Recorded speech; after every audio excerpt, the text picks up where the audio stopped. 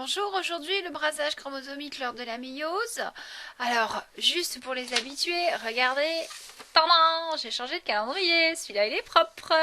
Allez, on y va. Brassage chromosomique lors de la méiose. Donc, la méiose, je vous rappelle, c'est une division cellulaire particulière qui permet de passer de 2N à N. Donc, pour fabriquer finalement des gamètes, ovules et spermatozoïdes, ou ovules et puis les noyaux spermatiques qu'on trouve dans les grains de pollen. Donc on va faire des schémas en partant d'une cellule à 2N égale 4 chromosomes, c'est plus simple. Je vous rappelle que N correspond au nombre de chromosomes différents qui existent dans la cellule. D'accord?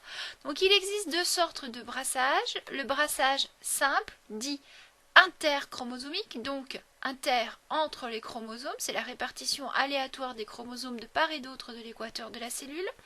Et nous avons le brassage avec échange de matériel ou crossing over, que l'on appelle le brassage intrachromosomique, puisque là on fait un brassage à l'intérieur même d'un chromosome.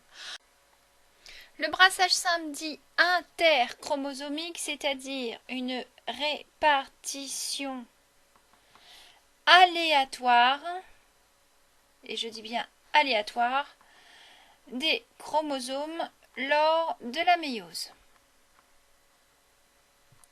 Alors, comment est-ce qu'on représente ça? Première division. On ne va pas représenter toutes les étapes de la méiose, ce n'est pas le sujet du dessin.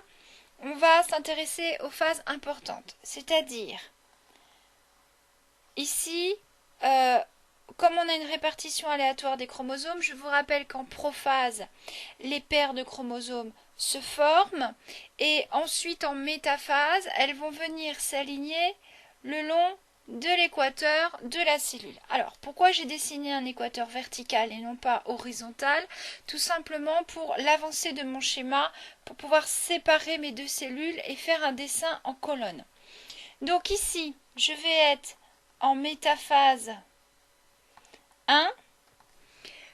Mes deux paires de chromosomes, donc je vous rappelle que mes chromosomes sont doubles, puisqu'il y a une phase de duplication pour permettre la division. Donc ici, pour identifier les chromosomes, soit un code couleur, bleu foncé, bleu clair, orange, jaune, soit vous faites tout au stylo noir, c'est plus facile, et puis vous mettez des gènes. Donc je vous rappelle qu'ici les chromosomes sont doubles, ce qui signifie qu'il y a deux chromatides identiques, donc chaque gène est présent en deux exemplaires. J'ai donc représenté par un petit trait l'allèle de mon gène. Ici j'ai un chromosome qui porte l'allèle dominant et ici l'allèle récessif. Alors je devrais écrire deux fois grand A, mais je ne suis pas obligée, je ne suis pas dans un schéma permettant de montrer la transmission de gènes en particulier, je fais quelque chose de généraliste. Donc ici j'ai mon chromosome qui porte grand A et la petite a, grand B et petit b. Donc j'ai plusieurs possibilités. Au moment donc de la métaphase, quand les chromosomes viennent s'aligner de part et d'autre de l'équateur, j'ai mon fuseau mitotique de division qui se met en route et j'ai donc des microtubules qui vont pousser et qui vont venir chercher les chromosomes, un peu comme la main de l'inspecteur Gadget, vous savez, ouais je sais, c'est un vieux dessin animé, je suis vieille, hein, j'ai 36 piges, je regardais l'inspecteur Gadget quand j'étais petite, donc le bras d'inspecteur Gadget, il s'allonge et puis la main va chercher l'objet dont il a besoin. Donc ici, vous avez des microtubules qui vont pousser et qui vont venir essayer de s'accrocher sur les centromères des chromosomes. Seulement voilà, ces microtubules, ils vont pousser jusqu'à ce qu'ils rencontrent un centromère. Donc on en a un qui peut très bien pousser et aller s'accrocher sur un chromosome qui est de l'autre côté de l'équateur, etc. Donc on a un double jeu ici. Soit on a positionné grand A là et petit a là, on aurait pu faire l'inverse, mais à ce moment-là, il y a encore l'aléatoire des microtubules qui viennent s'accrocher, c'est-à-dire que je peux très bien avoir mis grand A à gauche, mais c'est un microtubule de droite qui vient le chercher. D'accord? Donc, en fait, on a vraiment de l'aléatoire au moment de l'anaphase. Donc, au moment de l'anaphase, je peux avoir plusieurs possibilités finalement. Donc l'important de travailler avec que 2 paires, c'est que ça fait moins de combinaisons à dessiner. Donc ici, en supposant que je fasse mon anaphase, hop, si j'avançais ma feuille, ça irait mieux. Donc en anaphase 1, qu'est-ce qui va se passer? Hop, j'ai mes microtubules qui poussent. Et alors, qu'est-ce qui se passe? Mes fameuses mains de l'inspecteur Gadget. Soit effectivement, j'ai grand A qui part, et là, j'ai grand B, donc ici, j'ai petit a, et ici, j'ai petit b. Soit, mes microtubules, hop, ont été cherchés d'une manière différente. Et il se trouve que là, j'ai petit a qui part, donc là, j'ai grand A. Donc faites toujours un microtubule qui vient s'accrocher sur le centromère. Et là, j'ai un microtubule, je vais garder le grand B pour faire la bonne combinaison. Et là, j'ai petit b. Donc ici, j'ai petit a, grand B, et de l'autre côté, j'ai grand A, petit b. Alors que là, j'avais grand A, grand B, et là, j'avais petit a, petit b. Donc quand je vais finir ma division, je vais faire ma télophase, j'aurai ici finalement 4 combinaisons possibles. Ok, 2 puissance 2. Donc j'ai 2 chromosomes et 2 positions possibles, 2 puissance 2. Donc quand j'arrive maintenant en deuxième division,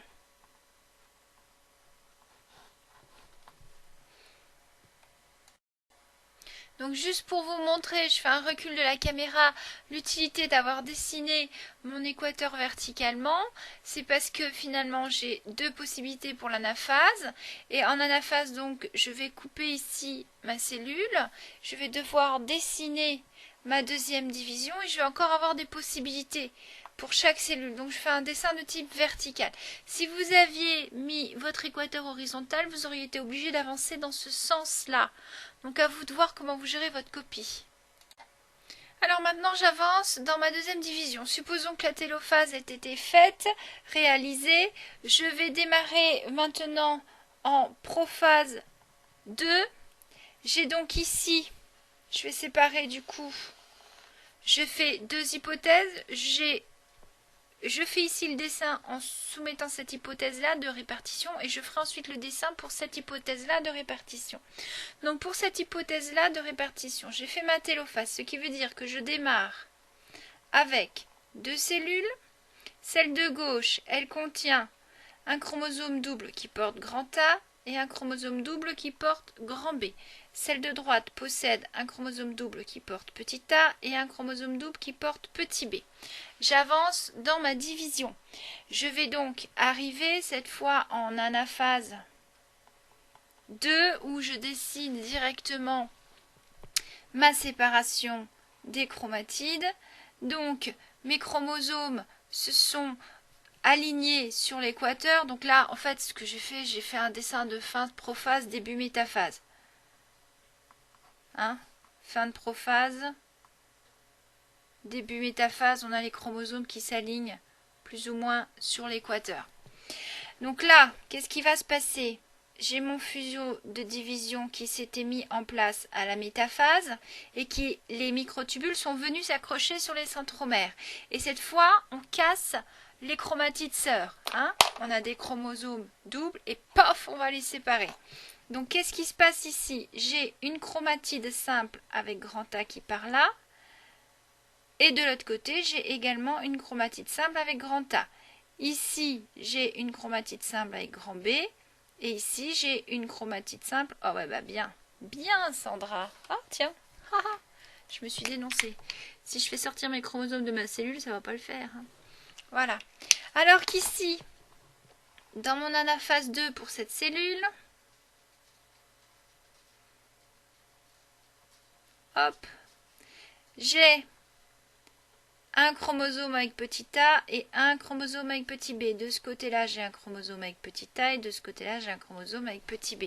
Ce qui veut dire que quand j'arrive en télophase 2, hop, à la fin, je vais avoir 1, 2, 3, 4 cellules, donc 4 cellules reproductrices. Dans le cas des spermatozoïdes, on va bien avoir 4 cellules. Par contre, dans le cas des ovules, c'est particulier. Il faut qu'on ait une grosse cellule pleine de cytoplasme, parce que le spermatozoïde est tout petit, rikiki, il n'a pas de cytoplasme, il n'amène rien à part les chromosomes. Donc il faut qu'on ait une cellule fonctionnelle. Donc au moment de la méiose chez la femme ou chez la femelle, admettons donc qu'on ait cette combinaison qui se fasse. Au moment de la division, dans le cas des spermatozoïdes, on va avoir lors de la première division, 2 cellules égales qui vont se former. Chez la femelle, on va avoir une cellule énorme et une toute rikiki. La rikiki, elle va être éliminée, on va conserver que l'énorme. Elle va être bloquée en métaphase 2 et c'est uniquement quand la fécondation aura lieu que le processus de méiose se terminera, et donc là ce sera pareil, en supposant que ce soit celle-là qu'on ait gardée. La division sera inégale, il y aura une grosse cellule et une rikiki, la rikiki sera éliminée. La rikiki, c'est ce qu'on appelle les globules polaires. Donc ça, c'est dans un des diaporamas que j'ai fait, vous pourrez aller faire un tour. Donc je termine. Je suis donc en anaphase 2, j'ai séparé les chromatides sœurs, ce qui fait qu'en télophase 2, quand je sépare, je fais ma cytodiérèse, je sépare les cellules. J'ai donc une cellule grand A, grand B ici, une cellule grand A, grand B ici, enfin disons plutôt un spermatozoïde, petit a, petit b, petit a, petit b.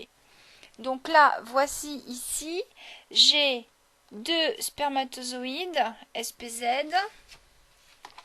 Hop, j'ai plus de place, je tourne ma feuille. Voilà.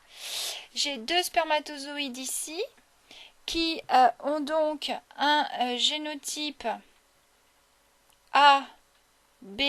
Donc j'écris A avec une barre dessous parce qu'il n'y a qu'un seul chromosome. Je mets une virgule parce que mon deuxième gène que je représente n'est pas sur le même chromosome, donc il a son petit chromosome à lui. Et là, j'ai 2 SPZ, 2 génotypes petit a, B. Voici pour ma première combinaison.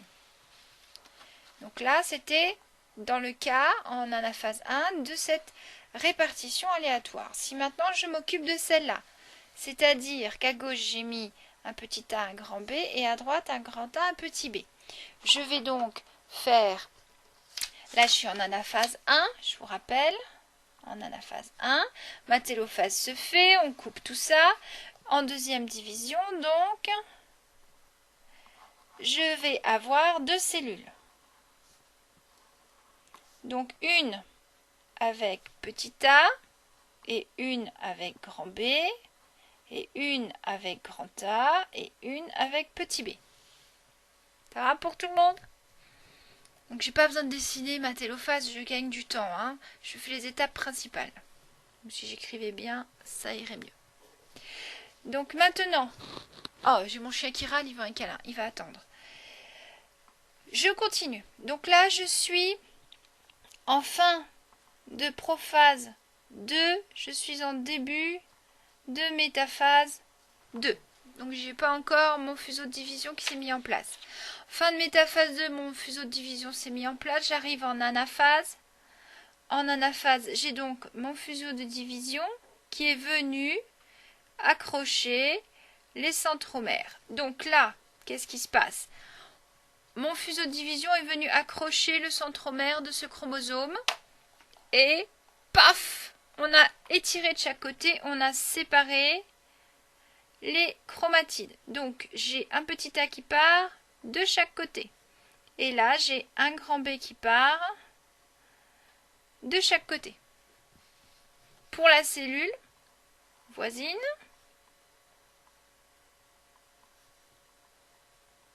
donc je suis en anaphase, mes microtubules ont poussé, ils ont accroché le centromère au niveau du kinétochore, ça s'appelle, vous irez voir dans le diaporama, et on casse donc le chromosome double, ce qui fait qu'ici j'ai une chromatide avec grand A qui part, une chromatide avec grand A, et ici une chromatide avec petit b, et ici une chromatide avec petit b. Donc là je suis en anaphase 2, ce qui veut dire qu'en télophase, donc je fais ma cytodiérèse, je coupe mes cellules, donc j'ai fabriqué de la membrane cytoplasmique. Oh, je suis un peu décalée, vous voyez, ça va être celle-là, celle-là, celle-là, celle-là. Donc là j'ai petit a, grand B, petit a, grand B. J'ai grand A, petit b, grand A, petit b. Là, je suis en télo 2. Donc ici, rebelote, j'ai deux SPZ, deux génotypes A, grand B, et deux SPZ, tiens, si j'oublie le Z, ça va pas le faire, deux génotypes, donc grand A, petit b.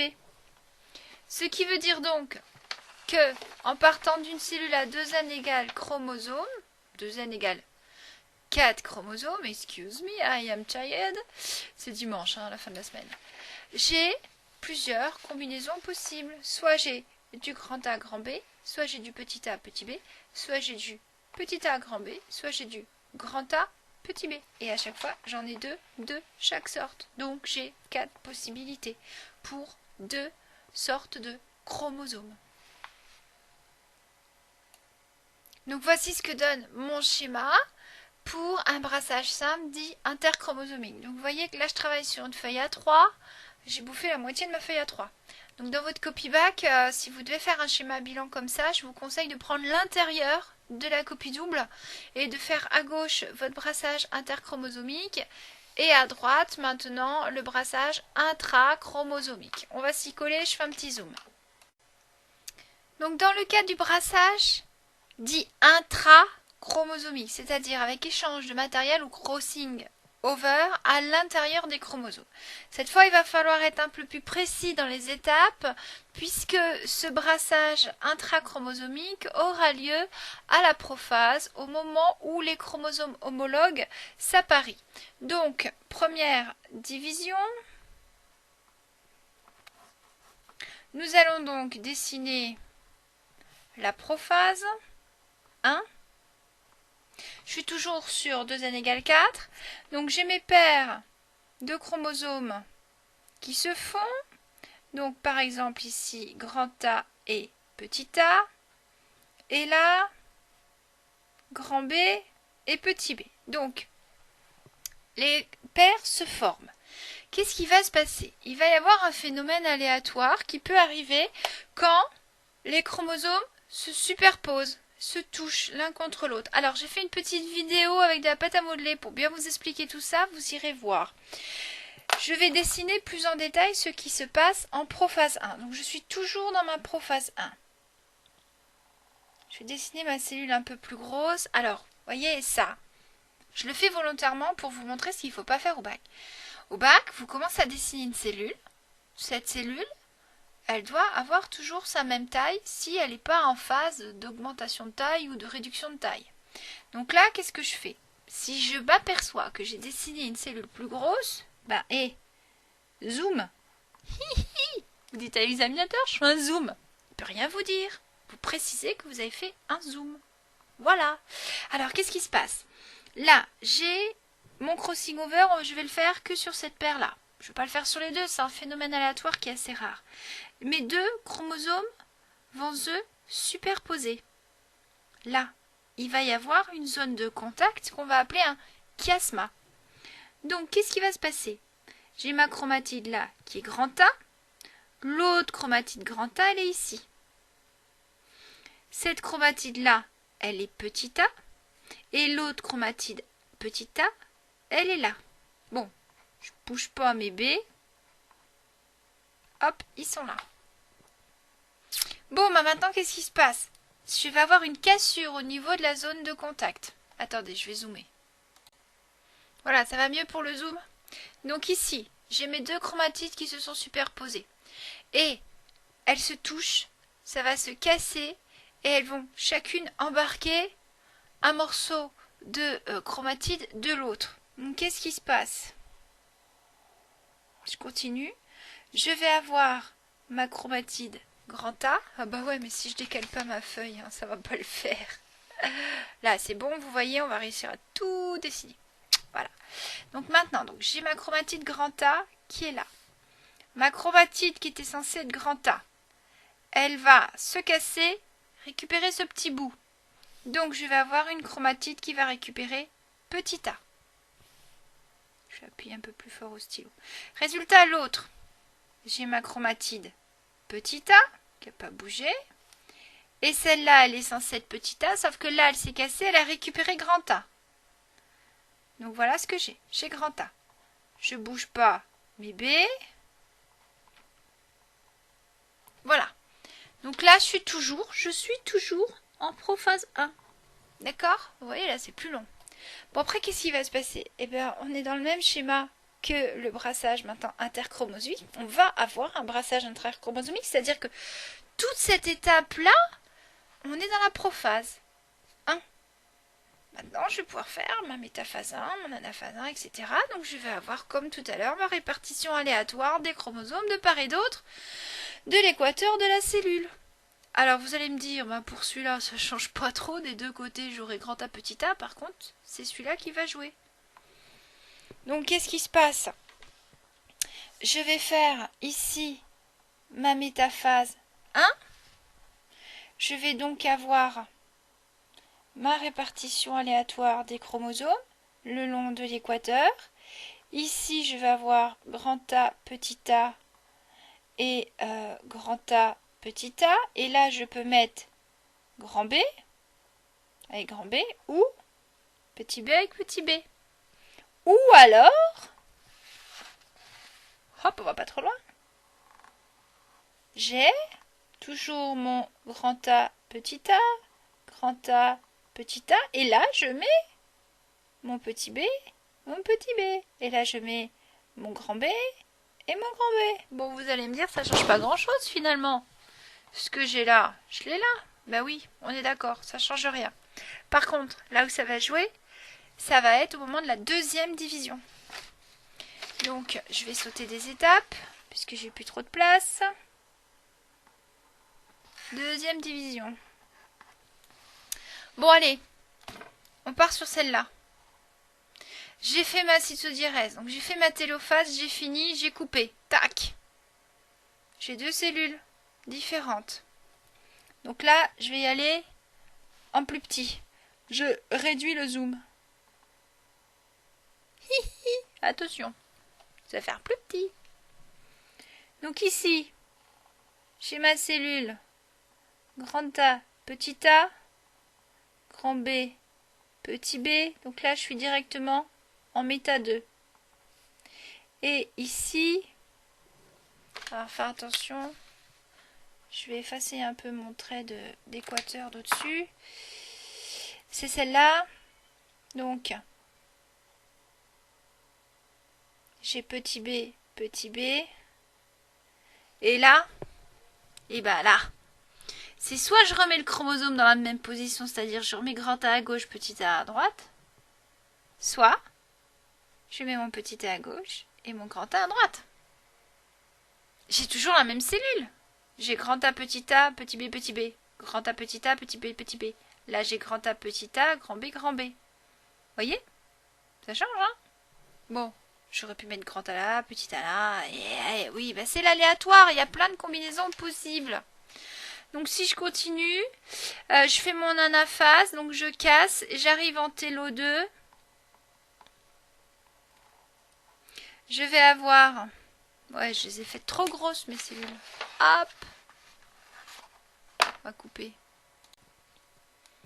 Donc ici, j'ai fini ma métaphase 2. Je vais passer direct en télophase 2.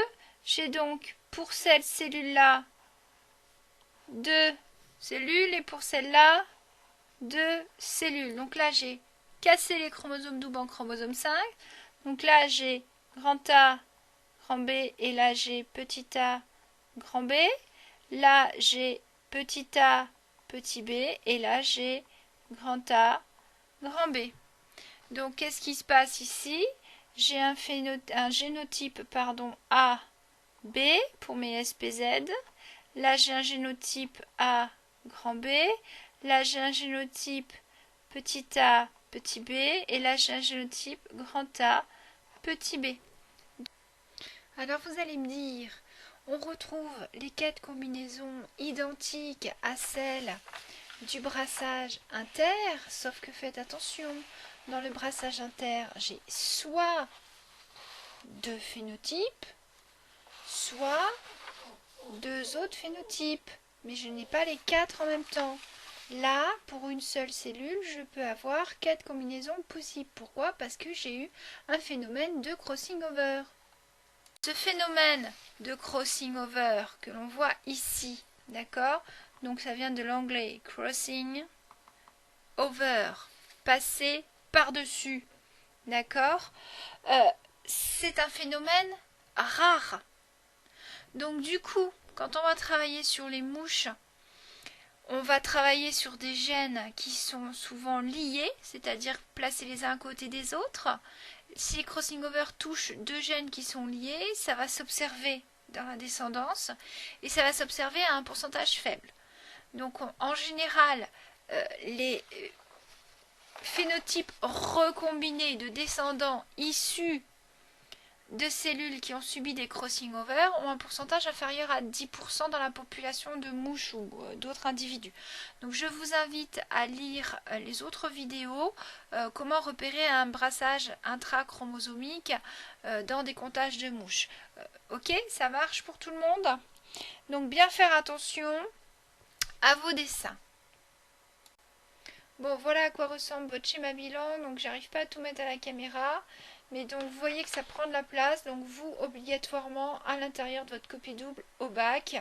Et puis bien faire attention à vos codes, soit vous mettez des codes couleurs, soit vous mettez des codes de lettres avec des gènes, mais être précis et bien légendé. Pour ceux qui ont besoin de plus d'explications, je vous invite à aller sur mon site internet que je suis en train de monter, donc vous aurez l'adresse disponible sur le petit texte de présentation des vidéos.